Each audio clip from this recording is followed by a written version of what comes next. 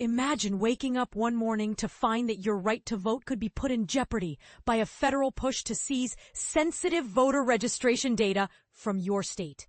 This is exactly what's happening in Maine and Oregon, where the U.S. Department of Justice has taken aggressive action by filing lawsuits against these states, demanding that they hand over unredacted voter rolls and maintenance records. This unprecedented move marks a significant escalation in the DOJ's campaign to obtain detailed voter data from across the country.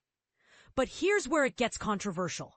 Are these lawsuits a necessary measure to ensure voting integrity, or are they an overreach of federal authority? The DOJ claims that Maine and Oregon have violated key federal laws, including the National Voter Registration Act, the Help America Vote Act, and the Civil Rights Act of 1960. Assistant Attorney General Harmeet K. Dillon emphasizes that states cannot cherry-pick which federal laws they comply with, warning of legal consequences for non-compliance.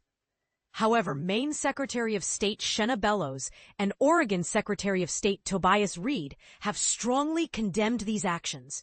Bellows describes the DOJ's lawsuit as an abuse of power, while Reed sees it as a political maneuver to undermine elections and infringe on voter privacy.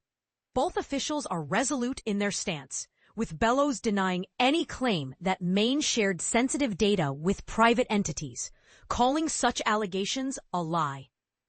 This confrontation is not isolated. Several other states, including New Hampshire, Illinois, Minnesota, Utah, Rhode Island, Arizona, and Washington State, have either rejected or partially denied similar requests, citing legal constraints, privacy concerns, and cybersecurity risks. As election officials rally against what they perceive as federal overreach, the outcome of these lawsuits could set a dangerous precedent, potentially forcing states to surrender extensive and sensitive voter data. And this is the part most people miss. If federal courts side with the DOJ, it could fundamentally alter how voter data is handled across the U.S., raising serious questions about privacy and the role of federal authority in state elections. So, what do you think? Is this a necessary step for ensuring voting integrity, or is it a step too far into the private lives of citizens? Let us know in the comments.